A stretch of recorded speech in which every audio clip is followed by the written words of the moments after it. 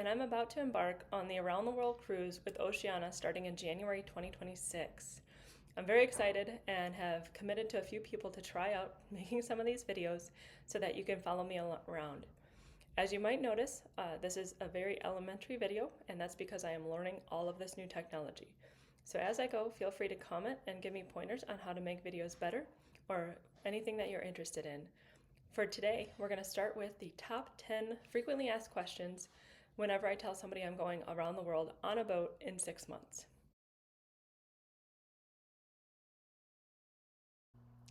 All right, question 1. When do you officially leave? Well, this is my 1 month away video, and so we will be getting on the boat or embarking on January 6th.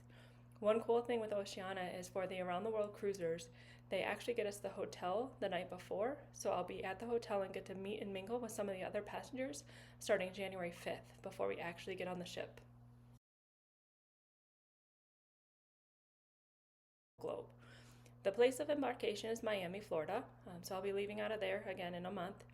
From there you go through the Caribbean, around South America, as far north as California and San Diego, and then we'll start heading across the Pacific to Hawaii, the French Polynesia, Australia, and then we'll head north through Indonesia.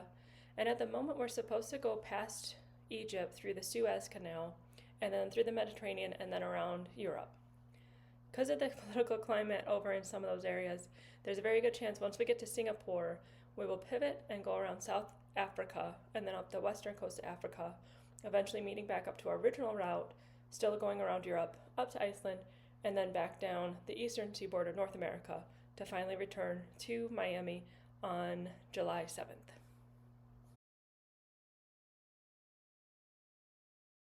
Okay, question 3, how many stops will you make? So overall, it's 180 days, and so we'll be about 110 at land. That is one of the primary reasons I selected this route, is because there's another option that goes actually around the globe, but it does it in 3 months. And so you're actually at sea more often than you're at land. And so Oceania, although it's a bit more expensive, it does offer you more stops to explore the actual globe. So with that said, I do have a spreadsheet because I am the traveling spreadsheet. And so I'm going to read from it just to show you. If I can figure out on the video how to actually pop it up, I will. But until then, I'll just read it out loud. So stops by continent, we've got 21 stops in North America, 31 stops in South America, 20 stops in the Australia, French Polynesia area, 23 stops in Asia, 2 in Africa, and 23 in Europe. So that's the current breakdown. But as I just mentioned, it's a possibility that we'll have to pivot. And so all of those numbers will change. And once we know for sure, I'll repost this video with that information.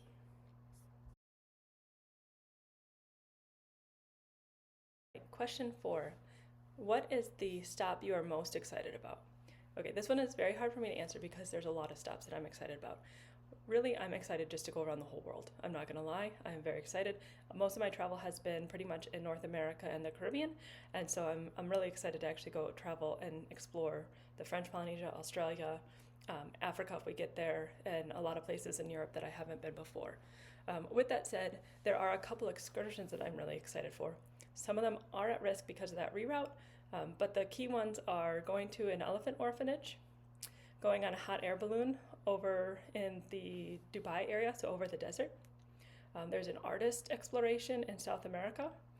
So those are just a couple of the key ones that I am excited for. I try to look for excursions that have a bit more activity and teach me more about the culture of that area than just some of the snorkeling and photography, which I do think you'll see a lot of snorkeling and photography tours as I go. But anytime that I could get some kind of more adventurous or more learning opportunities, I selected those excursions.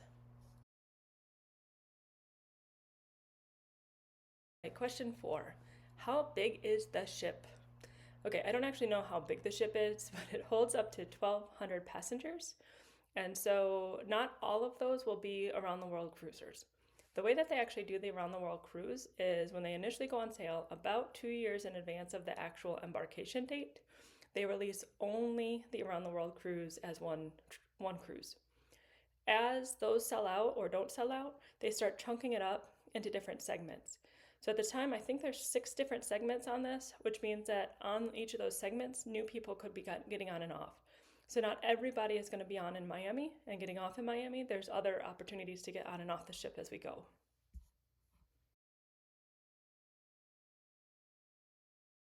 All right, question number 6. How do you pack for 6 months? That's a great question. I actually haven't packed yet. I do have a packing list. Obviously, it's on a spreadsheet that I've gone through a few times looking up other people's packing lists for these various cruises, trips, durations, and put together what I think is reasonable. Also, last year, on any time I opened a new cosmetic, toiletry, anything like that, I put the date on it so that I would know how long it took to use that product and about how many of those that I'll need for the 6 months. It's not that we won't have access to like different toiletries or stores as we go. There's just certain brands that I'm a little bit stuck with. And so I wanted to make sure that I had what I needed in case those weren't available in other areas. One thing to note is on this cruise, you're not actually limited to the amount of luggage that you can bring, but obviously it has to fit within your stateroom. And for those of you who have been on cruises, you know that the storage in some of these rooms is not that great. And so really the thought is more about how much space I'll take in the room versus how much it'll take to actually get the stuff onto the ship. Moving on to question 7. Are you able to do laundry on the ship, and is it free? Okay, so for those of you who have been on a cruise before, normally you like stuff your stuff into this paper bag and they take it away and they bring it back like a day or two later, and it costs you, I don't know, $20-$30 per bag. Well, on this Oceania cruise, the laundry room is actually free to use and they provide the detergent. You just have to do it yourself. So there's going to be a balancing act of figuring out what the best days are to do laundry, because it will be one of, up to 12,000 trying to do laundry on that day.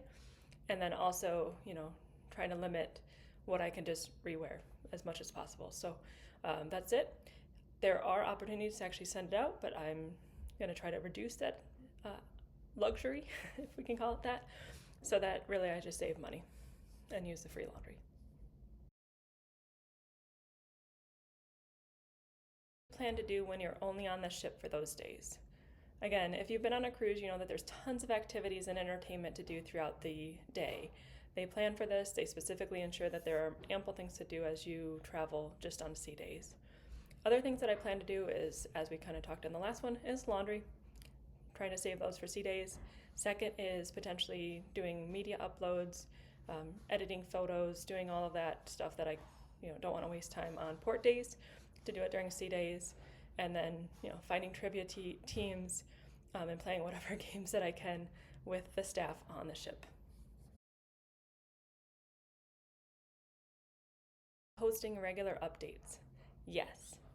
However, for those of you who know me, when I say regular, that doesn't mean consistent. I will try my best to upload on a regular basis.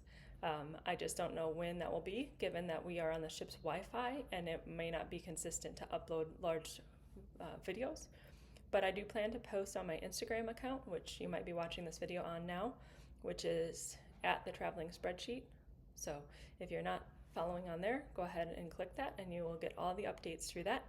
Or check out my website at www.thetravelingspreadsheet.com, and that's where I'll be doing blog posts as well to make sure that all the information that I can share is uploaded, some for my personal use, but also so that you guys can travel along with me as I go. Question: can I go with you? Technically, no. So like I said earlier, they sell out the segments starting with Around the World Cruise availability, but once they can't fill that, they'll start filling the segments. So at this time, there is no availability left. Everything is waitlisted, and we're past the date of final payment, so pretty much everything is locked in at this point. So you can check if you really are interested, but if you can't make it on 2026, I will likely highly recommend you check out 2027.